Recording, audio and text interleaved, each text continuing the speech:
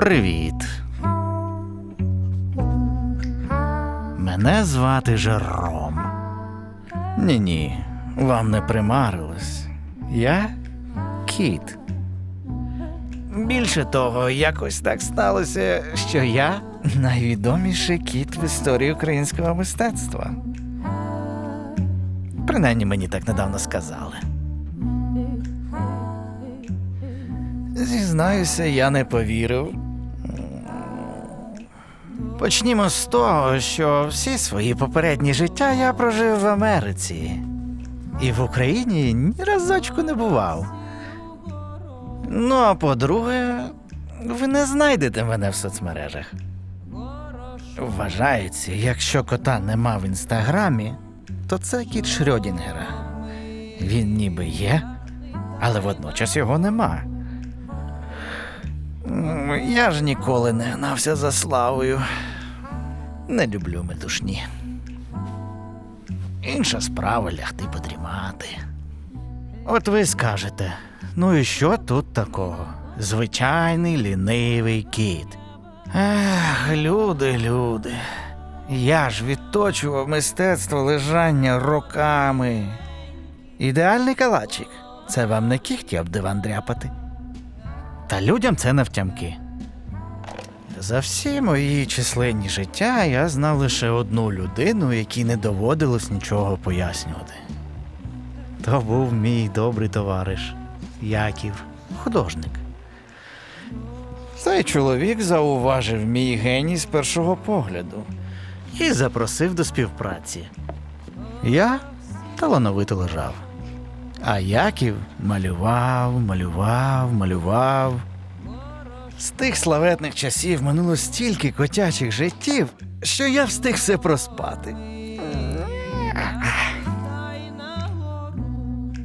Аж раптом дзвінок з України. Це той самий Жером? Найвідоміший кіт українського мистецтва? Їй-богу, так і сказали. Готуємо виставку Якова Гніздовського. Чи не могли ви приїхати? Ну, раз така справа, треба їхати.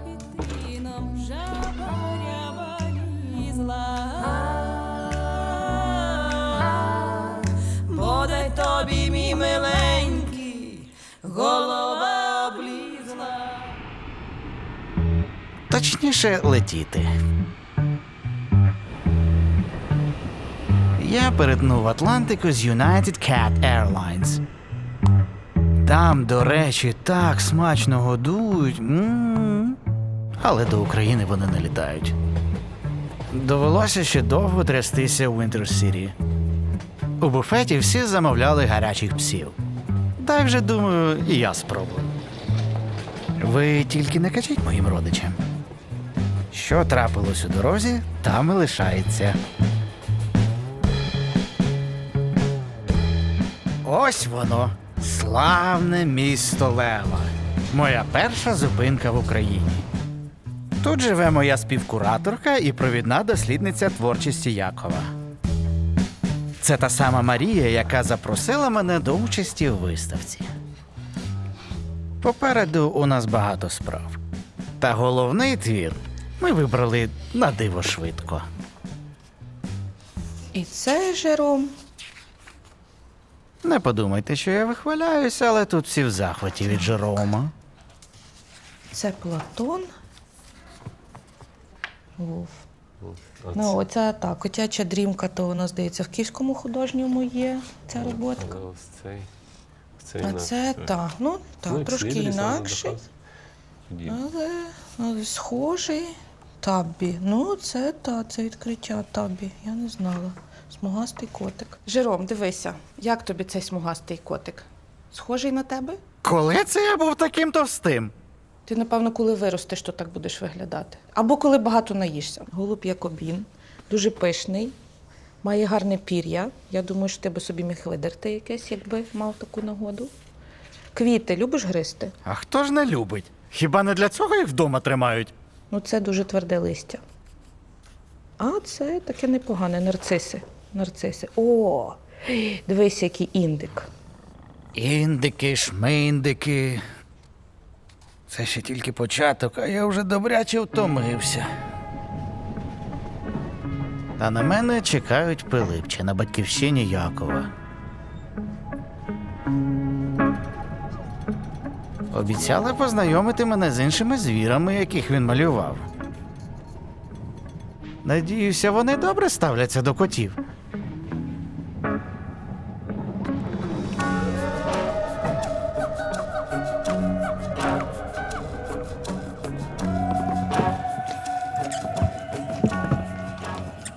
Від потяга до Пилипча довелося брати таксі.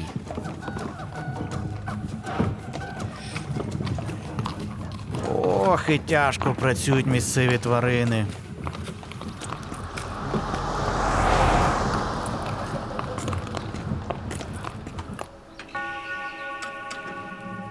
Тут мене вже чекає наш консультант з питань овець та кіз, пастух Степан. Хвилиночку, це що таке? Ми так не домовлялися! Я взагалі-то боюся води і не вмію плавати! Заспокойся, заспокойся. Зараз тебе на барана посадимо, покатаєшся. Ти би бачив, як малі козенята баранів люблять. З вівці на вівцю перескакує на ходу. Ох, Якове, на що я заради тебе пішов? Денис, кажу, ідемо і зараз будемо пастухами для цієї худоби. Так, ідемо. Пепі, Ну, маєш тобі, ще й собака. що ти налякалась? Ходи. Ходи, цукерку дам. Ходи. Ходи. Та нема вже там грушок. Нема вже, що там скільки шукаєте. Вже ви всі з'їли. Козю, козю, козю, козю, козю. Ідемо вже не пасти. А як ви кличете вівці? А вівці я ніяк не кличу, вони привикли з козами ходити. Козьо, козьо, козьо, козьо, козьо. Куди пішли? Оці зараз вівці, вони майже безголосі, тому що вони в стаді. А от коли б була лише одна, то крику було б багато, так як ти перше кричав на мене. Вар, вар. Кози, козю, козю, козю, козю, йдемо сюди. Козю, козю, козю, козю, козю, козю, козю, козю, козю, козю, козю. Кози проявили байдужість до мого візиту. Склалося враження, що їх цікавлять тільки грушки. Мабуть, дається в знаки культурна різниця. А оцей пан, що очолює групу овець, був більш привітним. Попри мовний бар'єр, я дізнався, що його дід свого часу теж позував для Якова.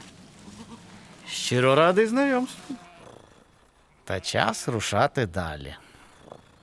Юний пастух Денис покликав мене на екскурсію. Вітаємо у нашому музеї. Сьогодні я розповім вам про нашого художника-земляка Якова Гніздовського. Це буде історія про його життя і творчість. Сподіваюся, вам сподобається. Вау, у вас тут цілий музей. Тут у нас знаходиться меморіальний стенд життя і творчості Якова Гніздовського. На ньому ви можете побачити хату, у котрій жив художник, фото сім'ї, за роботою, натхнення та у майстерні. Тут у нас знаходяться особисті речі художника, робочий фартух і пензлик, якими він виконував кожну свою роботу. Також Яків Гніздовський створив проект нової української абетки. Але найбільше Яків Гніздовський любив малювати тварин – ламу, півень, страус, сокіл, орел, корова. На цій картині ви можете побачити кота Жерома, найвірнішого друга художника. Оце я розумію музей. Жерома шанують, як годиться. Та це не кінець екскурсії.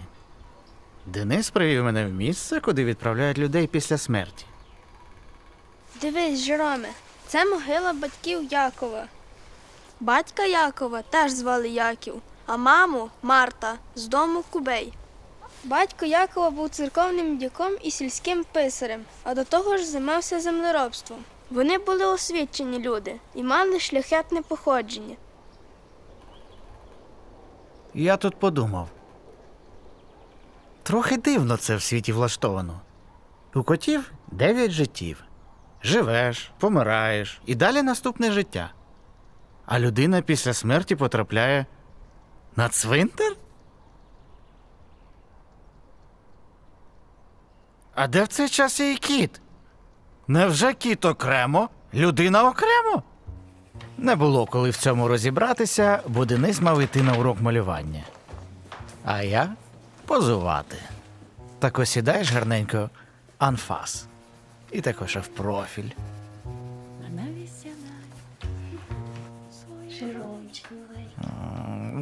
Давненько я таким не займався, але талант не проп'єш.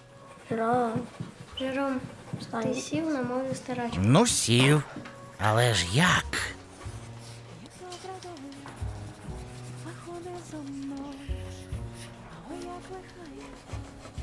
У мене називається кіт Димок. Породистий, у нього файна шерсть. Він маленький дуже грався і багато шкодив. Ну скажи, як ти кота оживив Редбулом. Ну, він був ще дуже був хворий, і я його оживив, був енергетиком. Ви що, здуріли? Котам таке не можна. Виріжіть це, будь ласка.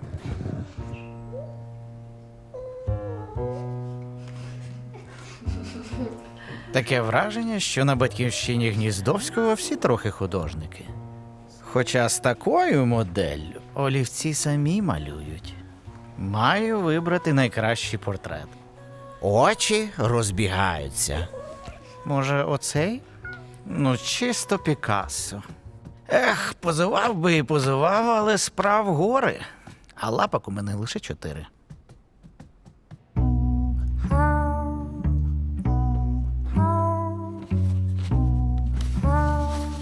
Поки я був у Пилипчі, Марія невтомно працювала в архівах. Жеромчик, як добре, що ти прийшов. На собі, трошки перекуси перед роботою. А тепер трошки попрацюємо. Добре? Виявляється, недостатньо вибрати звірів для виставки. Треба провести купу досліджень.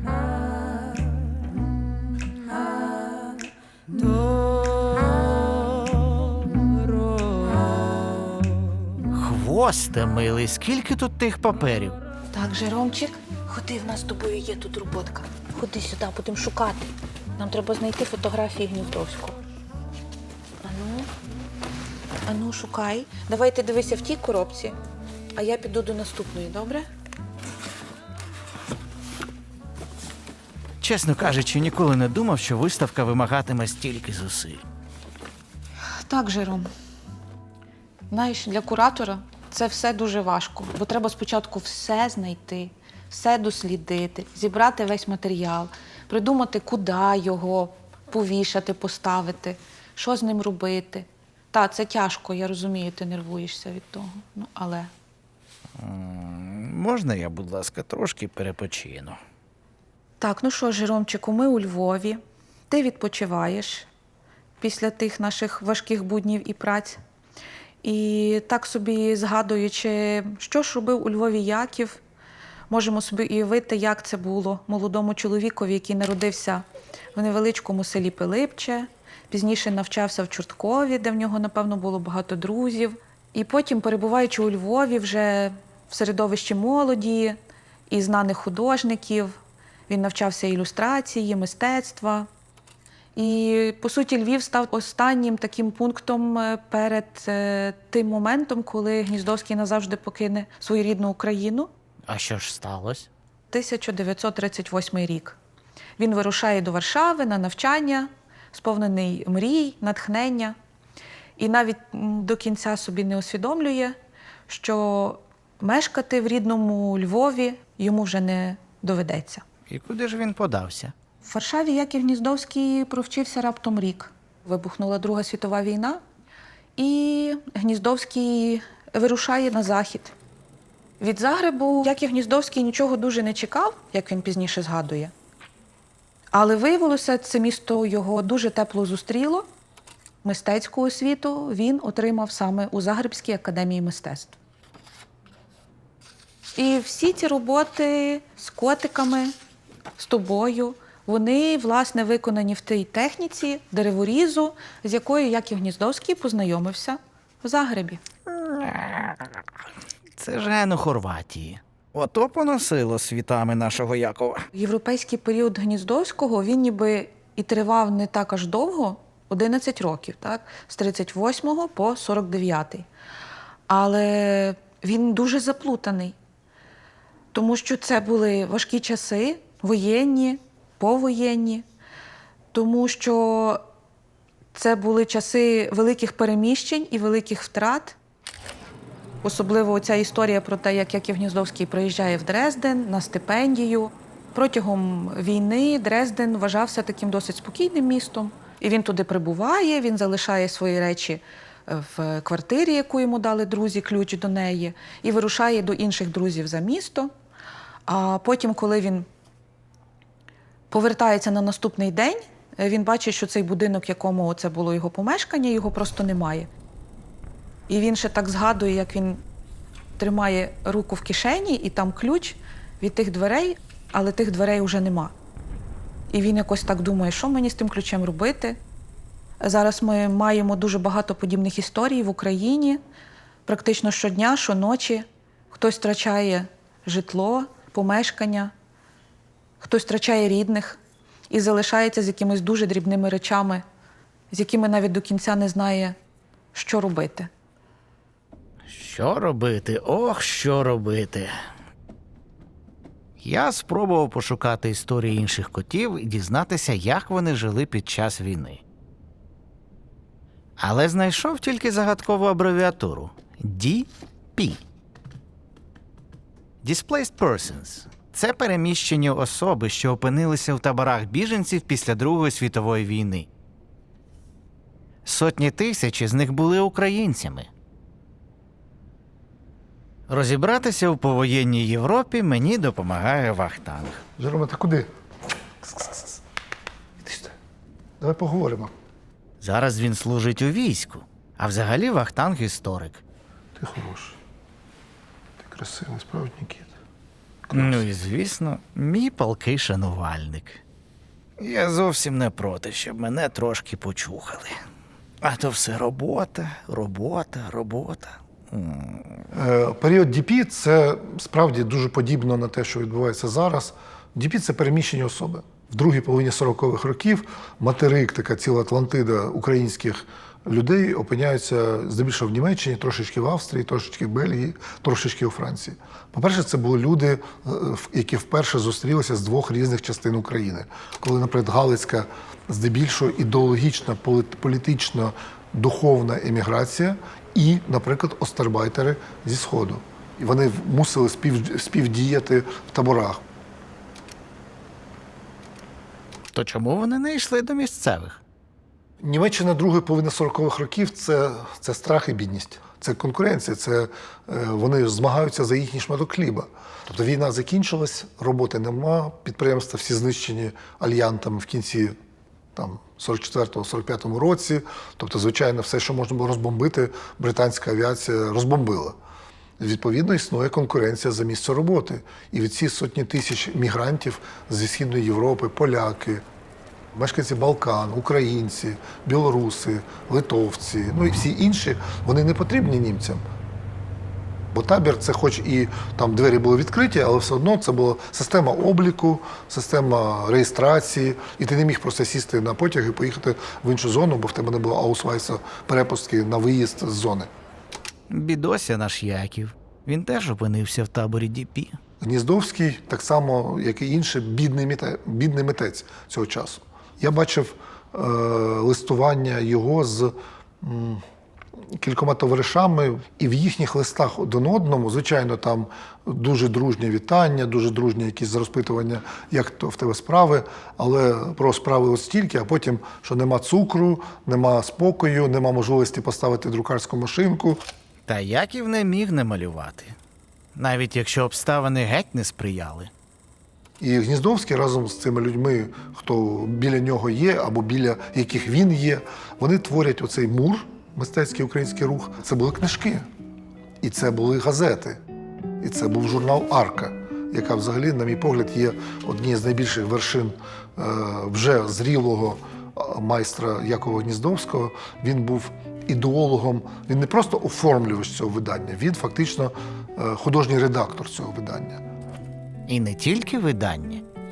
Він регулярно писав портрети людей у таборі. І саме там він створив картину «Скитальці» про всесвіт ДІПІ. Це 6 людей і 2 дітей, які співіснують у тісному просторі табору. Щось подібне я бачив у потязі, коли їхав у Пилипче. Але я провів на полиці кілька годин. А в ДІПІ так проходило ціле життя. І навіть починалось нове. Уявіть собі, в таборах народжувались діти. Яків прожив у таборі переселенців цілих 4 роки. Він вивчив кожну деталь з побуту своїх сусідів. Але точно не міг уявити, що 100 років по тому історія буде повторюватись. От тільки не розумію, чи були у них там котики? Як там? Щось є? Мабуть, треба просто краще пошукати.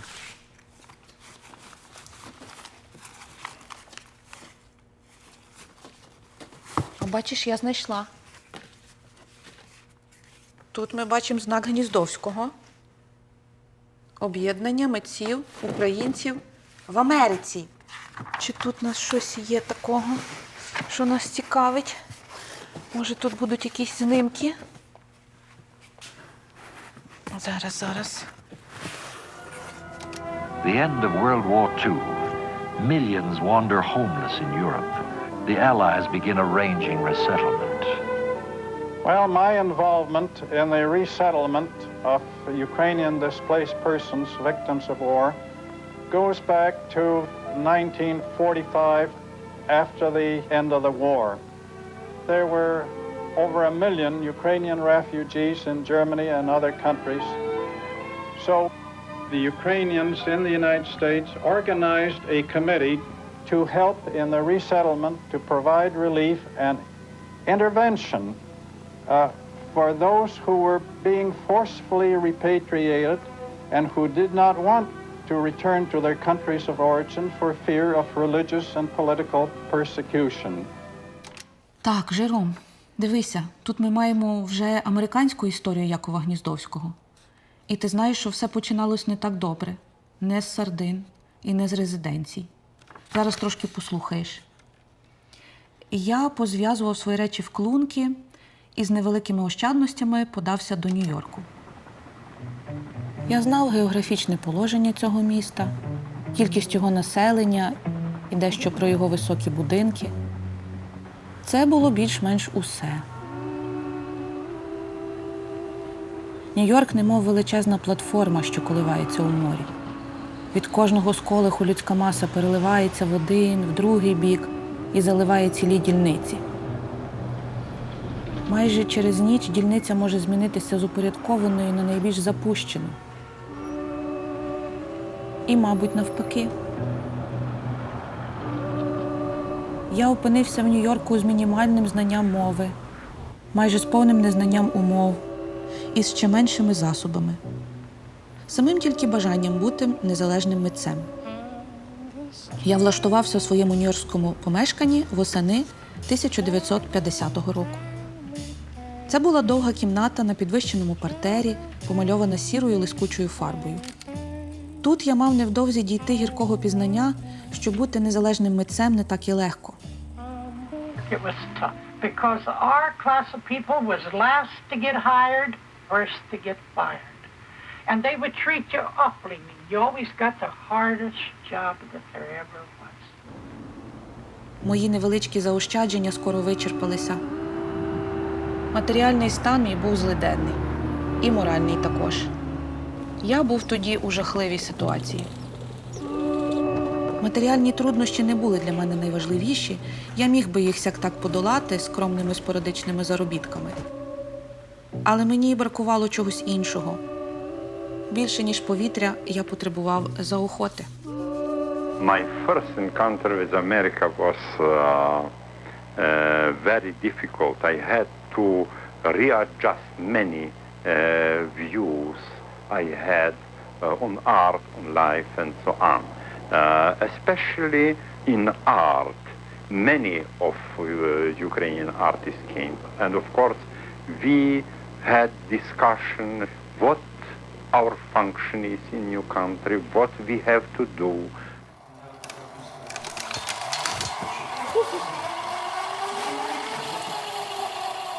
Такі серйозні питання на голодний шлунок? Я ж розхвилювався. Жером, як в тебе серце забилося.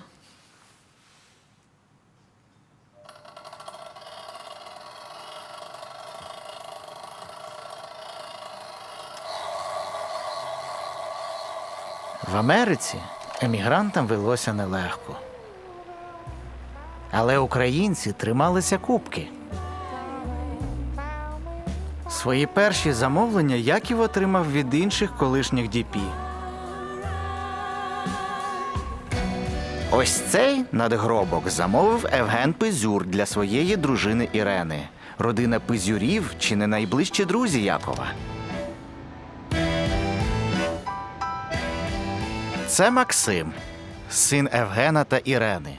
Його батьки одружилися в Німеччині у період ДП. А з Гніздовським познайомилися вже у Нью-Йорку. Як мої батьки познайомилися з Гніздовським? Батьки освоїлися в Нью-Йорку, знайшли собі квартиру дуже близько. Я показую пальцем в напрям точно, де вона була. Тут зараз вона 9-й вулиці. Мали звичайне своє життя, але хотіли далі належати до якоїсь української інтелігенції, де знаходилися люди тої самої соцкласи. Часто вони разом бували, чи це було якесь засідання в тих установах, чи це було якесь прийняття в чиїсь квартирі. З лівої сторони це був художник Вінниченко. Мій батько, так краватка не сидить правильно на ньому. Потім моя мама, потім Яків Гніздовський зараз отам.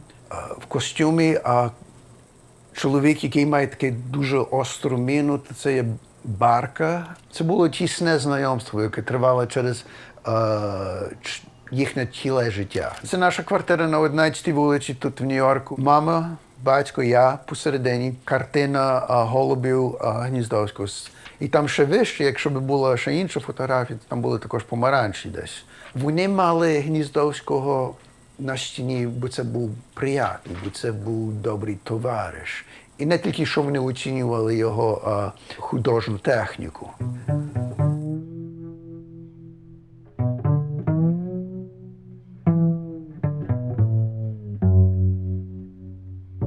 А це Тарас. Також нащадок ДП. Його дядько був близьким другом Якова. Мій стрийко, ще тата молодший брат, працював багато років в друкарні газети «Свобода». І одного дня до тої друкарні прийшов Яків Гніздовський. Хотів попитати, чи можна би якось легше друкувати його дереворити. Це виглядало так, що він брав папір, клав наверх на те, що він вирізбив, і ложкою, звичайною, затирав. І дуже часто, якщо трошки папір пересунувся, то треба було наново починати. То мій стрийко тоді поміг Гніздовському оформити в тій друкарні ті блоки, щоб вони не рухалися, не сувалися. Мій стрийко був дуже педант щодо всього, але щодо його друкарської праці, я думаю, що Гніздовському це сподобалося, його така точність, і як він дуже уважно і совісно, і так докладно ставився до цієї друкарської роботи. Протягом багато років Гніздовський приходив там до друкарні друкувати свої праці, і вони так стали друзями. Яків Гніздовський писав до мого стрика. Це парадокс, що в такому великому місті, як Нью-Йорк, де від людей прямо переливається майже неможливий контакт з людьми. Для митця, зацікавленого людською постаттю, це творить великі труднощі. Митець або змушений йти у природу і там шукати моделі, або замкнути себе у свій внутрішній світ абстрактної думки. У природі між людьми, рослинами і звірятами не було стільки проблем, скільки було з людьми. Мешканці зоологічного городу на Бронксі, куди я все частіше заходив, не цікавилися, як це робили люди, моєю мистецькою орієнтацією. Вони були байдужі. Коли я дав їм дещо пересадний вираз, не хвилювалися і не показували ніякого роздратування, коли зауважили на моєму шкіцівнику, що вони не були такі молоді, як вони думали. Крім того, як моделі, вони не вимагали багато. Вони вдоволялися горішками, які тут називаються peanuts. Звірята і дерева початково були в мене тільки заміною людської фігури. Але коли вони і були моєю другою любов'ю, я знайшов у них стільки цікавого і стільки краси, що вони стали майже моєю першою. Birds and Beasts – птахи і звірі. Нові друзі Якова з Бронкського зоопарку потрапили в збірку поета Вільяма Джей Сміта. Серед них був зірковий Енді, великий друг Якова. And here he is, a 3.5-year-old baby orangutan from the island of Borneo. We're going to show him the animals in the zoo whose names begin with alphabet letters. A is for Aoudad, a kind of wild sheep that lives on the hot, dry hills of northern Africa. I stands for a very pretty bird, the scarlet ibis of South America. O stands for ostrich, the biggest bird in the world. It can't fly, but see how fast it can run. P is for penguin, and that's another kind of bird that can't fly. It can swim underwater faster than a fish. This is a drawing of a tortoise, T for tortoise. They won't bite Andy because they only eat leaves and cactus and green things like that.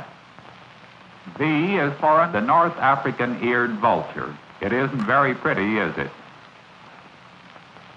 T is for tiger, and especially for this beautiful, gentle mother tiger who was born in the Bronx Zoo.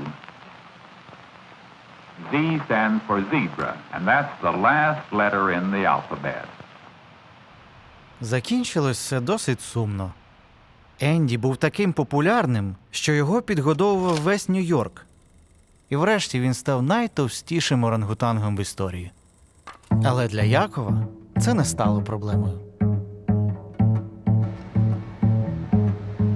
Нью-Йорк ідеально підходить для кар'єри художника. Але єдиний спосіб вижити в місті – регулярно від нього тікати. Яків знався на цьому, як ніхто інший. Майже кожного літа з батьком я все їхав на вакації, на схід, так би сказати, де були всі ті різні українські установи. Була та околиця, називалася, які люди назвали Гантер.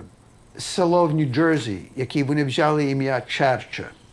Черча є десь у Львівській області, так я розумію. Було приміщення, яке люди назвали Союзівку. Там нас відвідував Яків Гніздовський разом з дочкою. Вони так типово, так як батьки роблять, то вони нас нагняли. Іди бавтеся собі окремо. Там ви бачите фотографію, і я сиджу разом з Мірою при тим соняшнику. Я такий трохи сумний, бо волів би бути в басейні і плавати, але мусив бути з Мірою, і ми там сиділи в кінці. At Soyuzivka, young and old come to meet and play. Many participate in sports.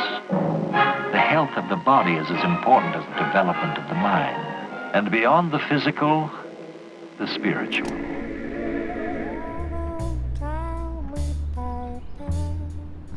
А це Надія. Вона знає про Союзівку більше, ніж будь-хто інший.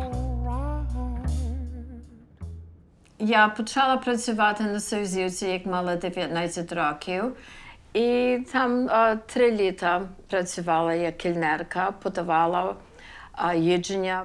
І там я пізнала родину Гніздовських. Я була їх кільнерка. Яків Гніздовський був джентльмен. Він був спокійний, дуже талановита особа. Він мав програму, де він показував, як він робить ті дереворити. То не є так легко, бо то треба і мати досить чорнила, щоб воно гарно відбивалося. І треба легенько то якось стягнути, щоб не захляпало чорнило десь інше. Він поправляв, як треба щось поправити. Він також робив artist proof. І тому кожен трошки інакше є. То, що він там нам показував, тоді був аукціон, і люди могли купувати білети, і тоді хтось виграв. Ми теж робимо аукціон в рамках виставки. Портрети Жерома підуть як гарячі пиріжки. В цьому я не сумніваюсь. Але хочеться прилаштувати ще й наших пташок. Треба їх примарафетити. Для цього я знайшов Катерину та її рамарню.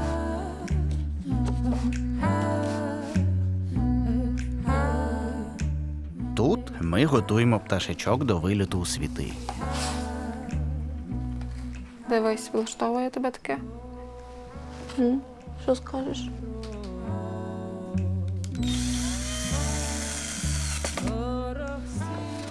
Подивись, яка пташечка. Знав би ти, скільки вона коштує. Та знаю, я знаю. Тобі би корму на все життя стало би, якби таку одну пташечку продати. Дякую. Але мені би краще сардинки.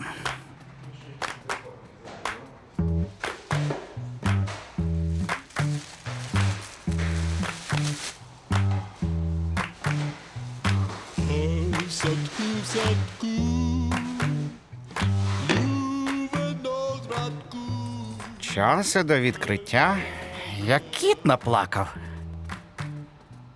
Ви ж в курсі? Коти не плачуть. Але я вже готовий розридатися. Лізу на стелю від кількості всього, що треба встигнути. Матінка є видна я. Винна яблунь, червоні ядка зроди. Надіюся, нічого не забули. Винна я.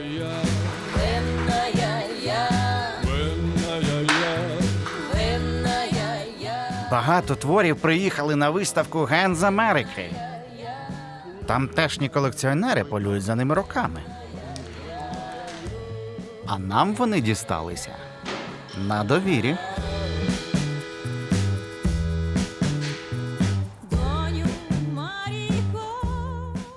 Не маємо права на помилку. Нас було багато, але то все є тепер зменшене.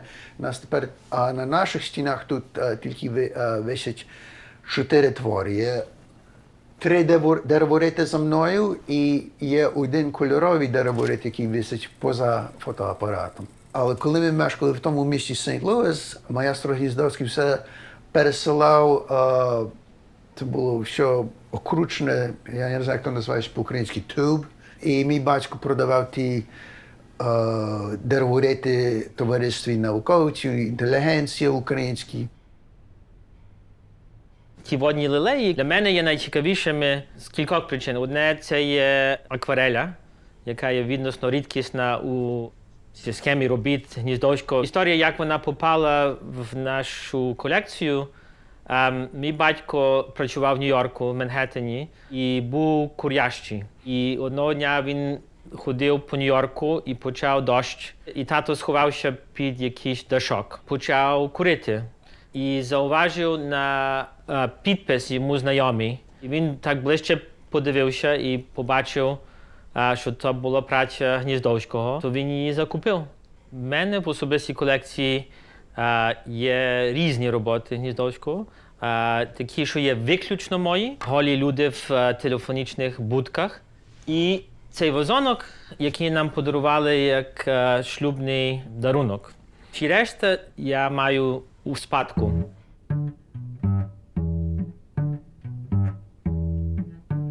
А мій син дуже хотів ту черепаху. Перший раз, як я вибиралася, то моє колесо мав flat tire, і я не могла поїхати. То серед тижня я подзвонила і спитала, чи ще щось там залишилося. Казали, так, є. Я кажу, ну то добре. Ми купили Pelican, і ми купили, то називається Old and the Young, то старе, і то якраз тут на стіні переді мною. І кота. А я знаю, що Яків Гніздовський мав коло себе, я думаю, сусідний кіт, може, Джером. Не, ну ви таке чули?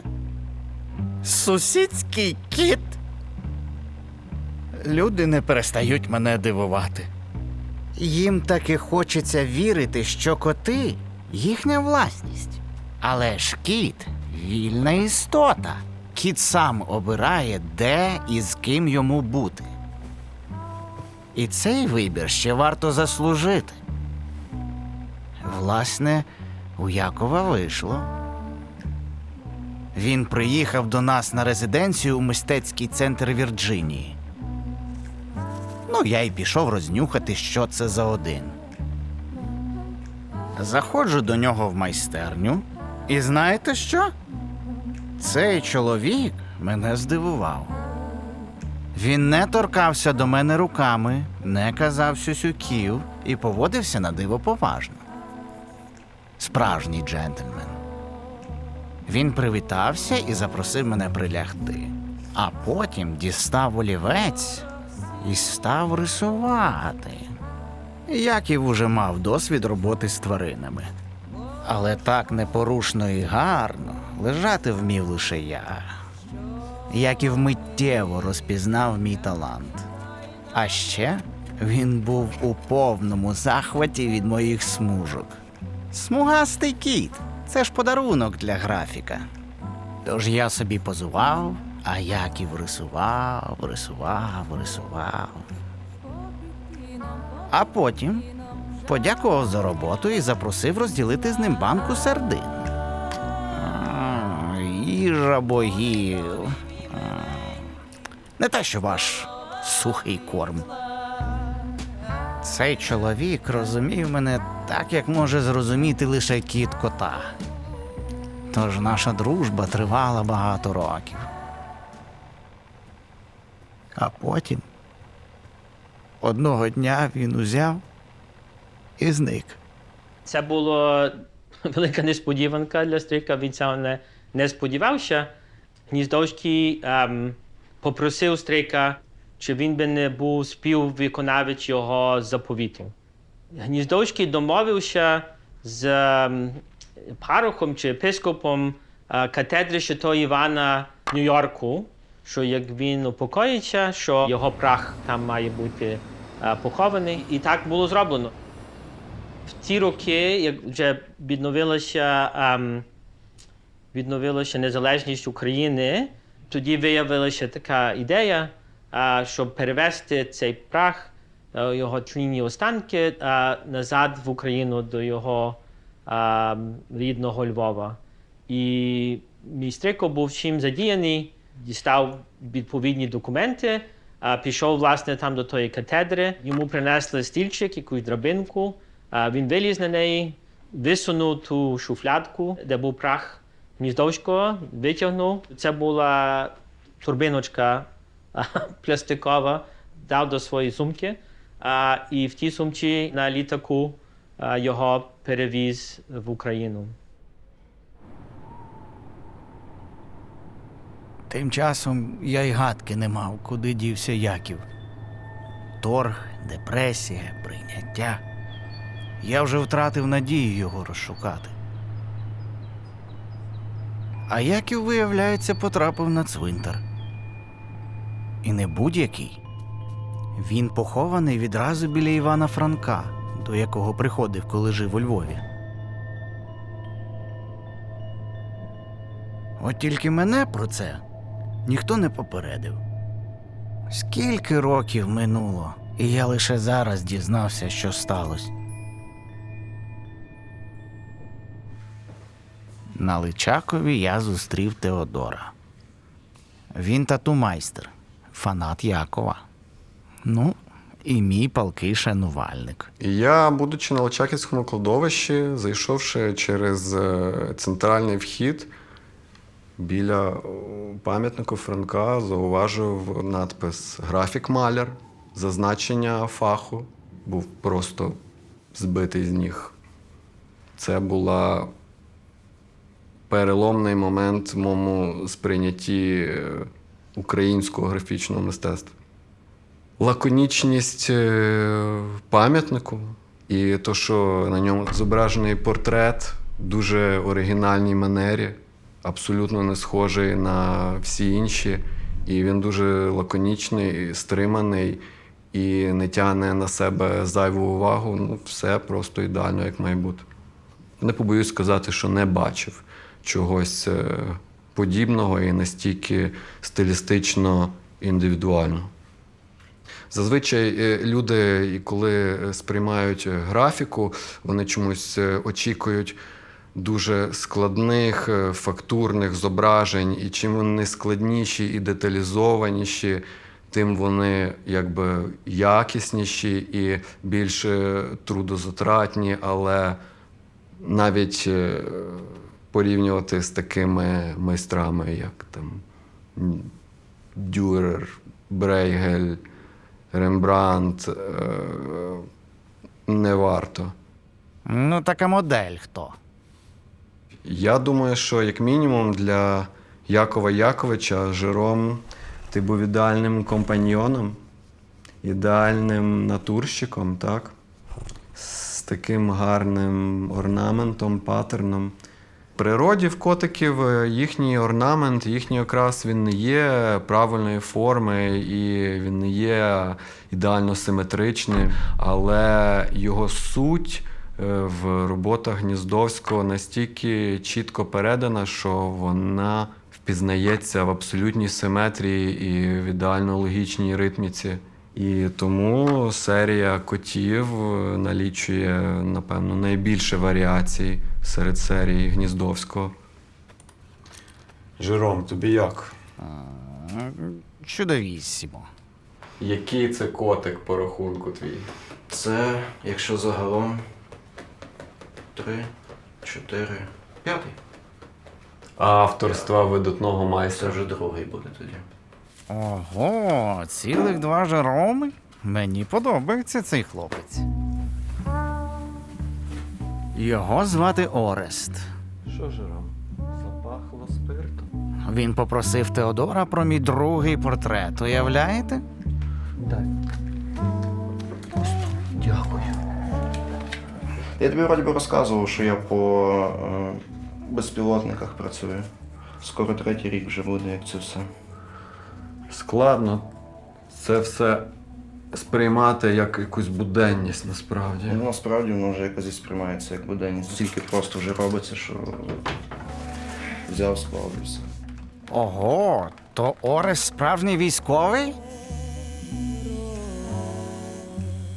І мій портрет буде з ним на війні?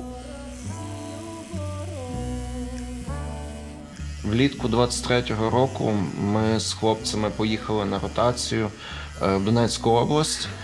Там була звичайна сільська хата, на яку нас поселили, на якій ми жили півроку. І також в цій хаті жив кіт. Кіт був дуже специфічний, в нього не було одного ока. Між собою жартували, що цей кіт він просто максимально повторює оцю таку побитість життям Донецька, Краматорська. І тому він нам якось так і особливо подобався. Їв все з нами, спав вдома. То справжній донецький кіт. Так а де він зараз?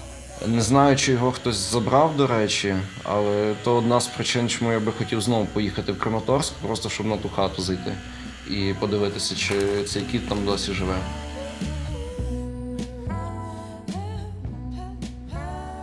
Незважаючи на те, що знеболення працювало набагато коротший період, ніж ми очікували, Орест тримався як титан. Якщо всі хлопці, які нас захищають, мають таку саму витримку, як Орест, то ми просто непереможна нація.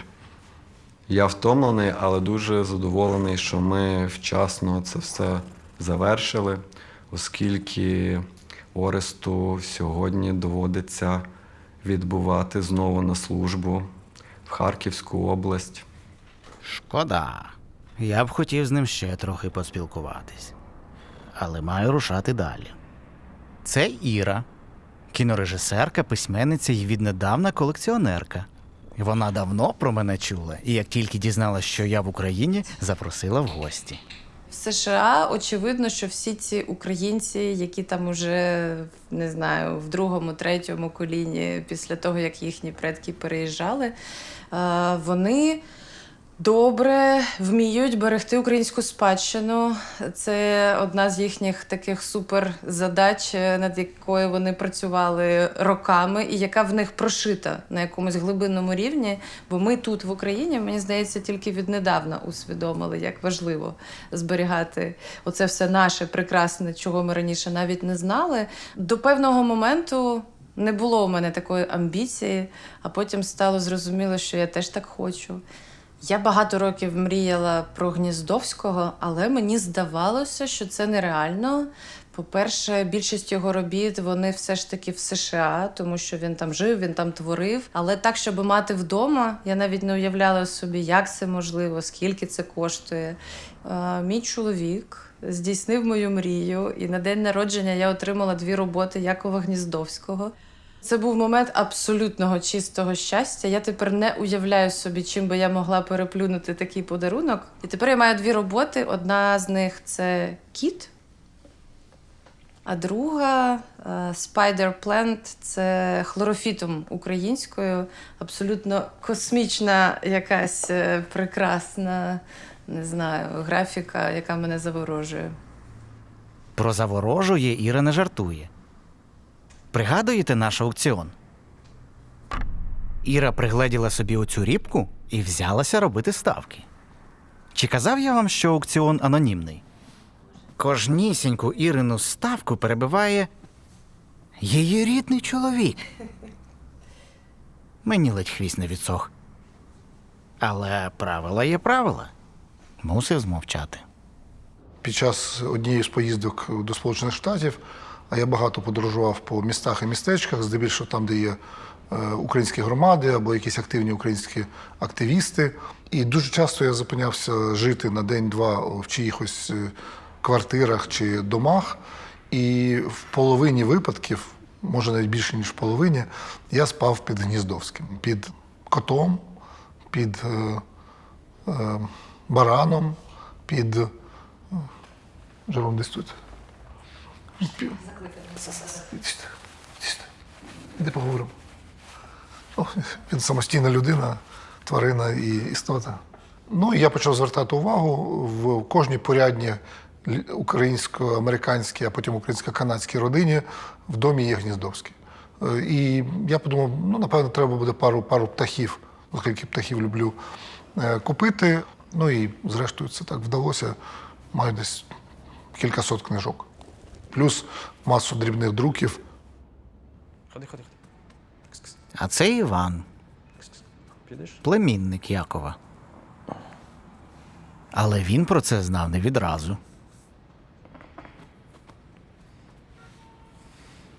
І мені подзвонила жіночка і на дуже ламаній українській мові сказала, що я шукаю кузанів.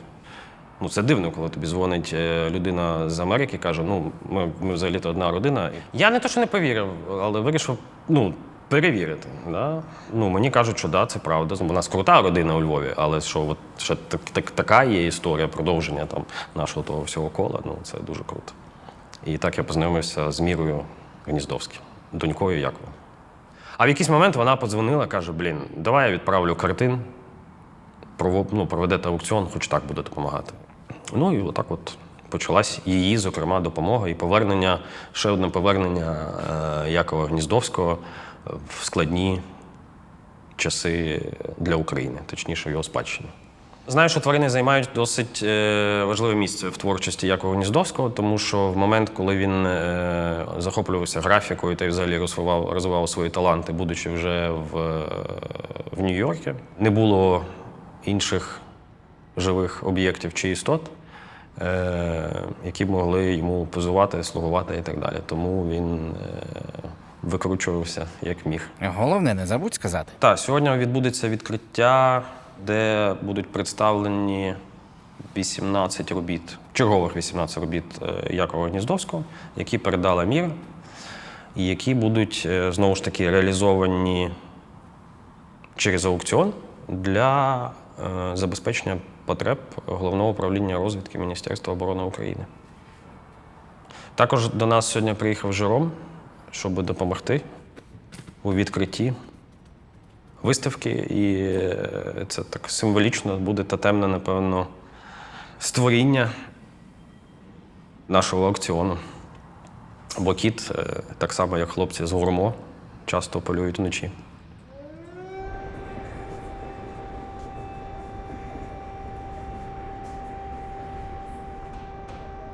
А ще вночі в Україні трохи тривожно. Перед самим відкриттям пролунав звук сирени. Я почав хвилюватися. А що, як ніхто не прийде? І що? Ми тоді даремно готувалися? Замовили клавікорд, викликали настроювача. І це все отак вмить перекреслити?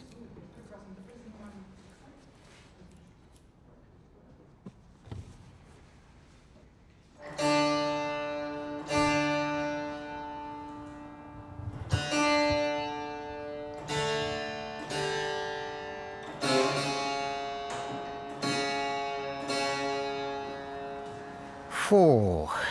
Після відбою зала наповнилась людьми. Я взявся зустрічати гостей і робити те, що вмію робити найкраще. Вон його портрет на стіні. Він головний герой. То був фурор. Мене обступили шанувальники і шанувальниці. Аж трохи незручно за тих бідолашних птахів. І назва цієї виставки – це «12 птахів та інші зникаючі істоти». Там одна з робіт, вона така цікава, до речі, вона не підписана, тобто немає оцієї нумерації, характерної для тиражованих творів. Але це такий дуже цікавий напис. Бачити – це забувати імена речей.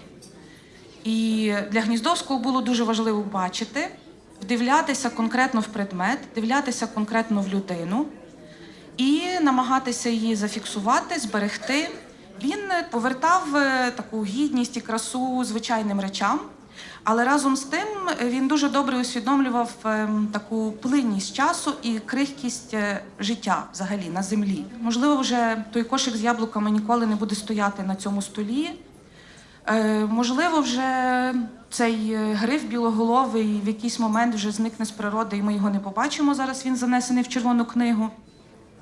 Багато з тих птахів, яких ми тут бачимо, їх вже не існує так, в природі, а вони існують десь в ботанічних музеях, в зоопарках. Так само відбувається з людьми, яких ми втрачаємо. Тобто дуже багато істот, які для нас цінні, які для нас важливі, вони відходять, і це завжди дуже важко, особливо тим, хто залишається.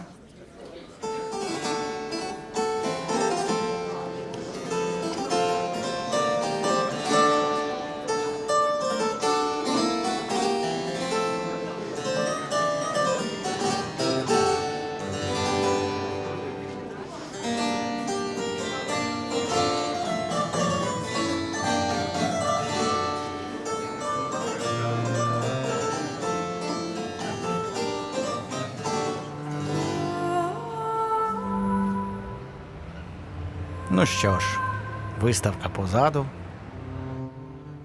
Все пройшло більш ніж чудово. Моя українська місія завершена. Я мав би радіти, але чомусь у мене на душі коти шкребуть. Так не хочеться повертатись назад. В Америці я просто кіт. А в Україні знаменитість. А ще тут всі так люблять тварин. Історія, яка мене вразила. Це було незадовго після звільнення Харківщини. Я в якийсь момент, прогулюючись там, де було не заміновано, побачив теля, ну, тобто коровку, з 3 лапками. Одна лапа була відірвана. І я спитався в того чоловіка, кажу, що це? Наступив той тільонок на міну, підірвався, він йому там якось заштопав ту ножку, і все. І коли прийшли кацапи, вони намагались його, ну там, чи на шашлик пустити, чи що, того тільонка. І він їм там сказав, що ну, якщо ви його, то давайте і мене. Це була єдина моя рідна українська душа тут разом зі мною. Каже, я готовий був за нього померти. Хоча, знову ж таки, війна нас проявила по-різному. Я пам'ятаю, як в перші дні повномасштабного вторгнення стільки всякого було. Мій чоловік одразу пішов до війська, а ми з сином і кицькою в сумці поїхали трохи мандрувати. Ми їхали разом в напрямку Заходу, і це були таких кілька машин, повні жінок, дітей і тварин. І я вперше побачила, що моя киця в таких умовах прекрасно зорієнтувалася, і вона сиділа поруч з величезним собакою, прекрасним цим вижлою, і вони просто співіснували як друзі, і це була така якась магія, бо я не знала, що вона з собаками так може. Ну, кицька вже. Ну, кіць, ну.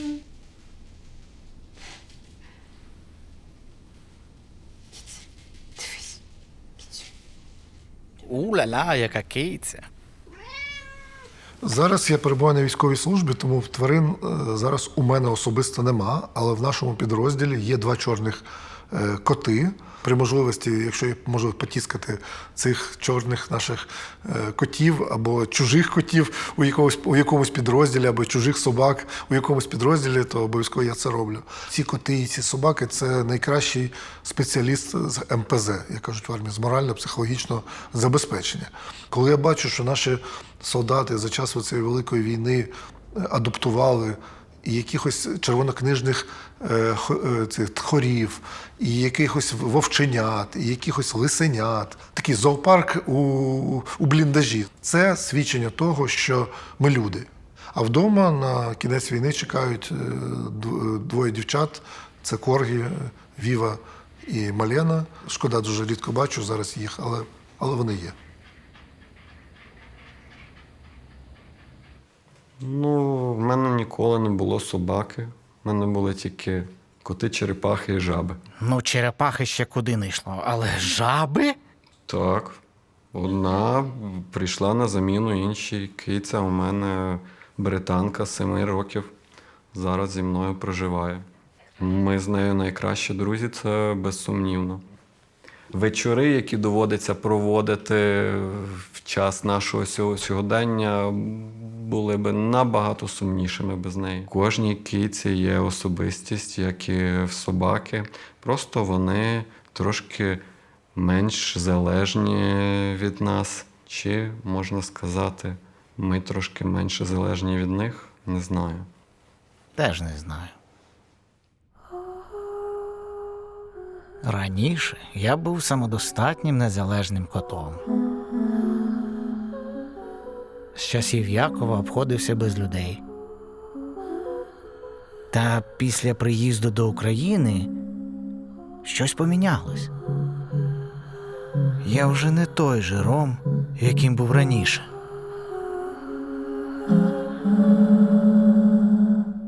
Все частіше мене переслідує одна і та сама думка.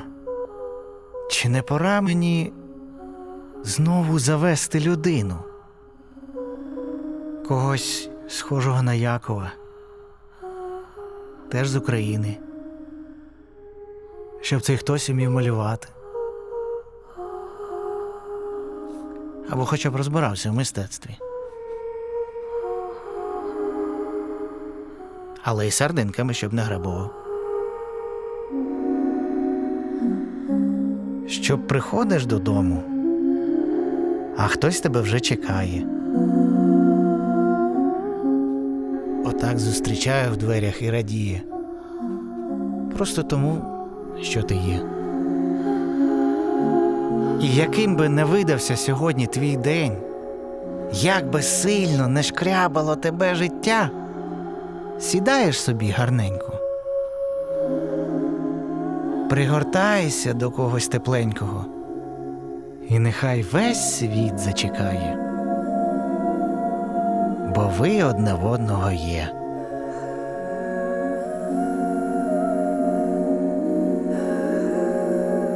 Ти і твоя людина.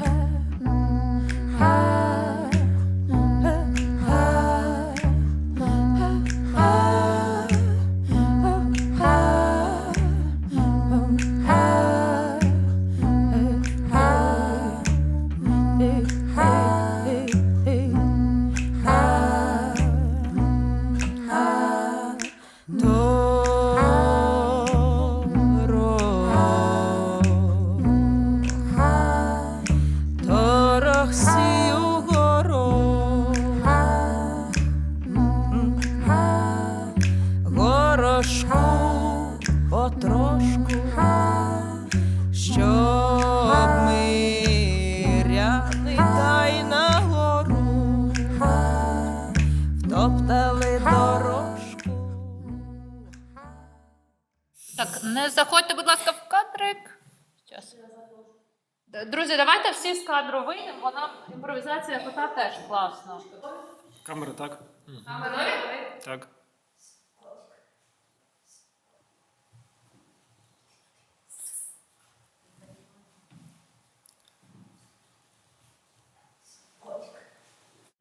Не, це швидко. Так, як це було? О!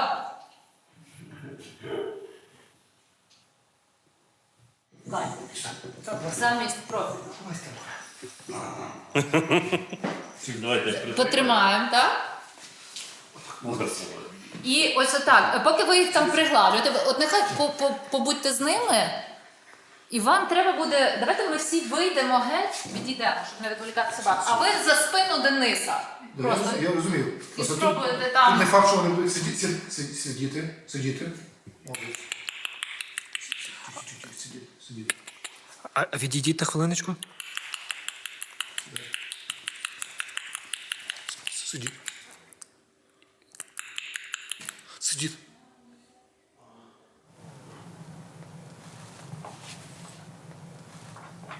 Він вдарив Ісуса, ви бачили? Так, тут все, що ми могли зробити, зробили, чи там ще щось інтересне? Та я думаю, да, вже дуже багато різноманіття. Ну, хіба що...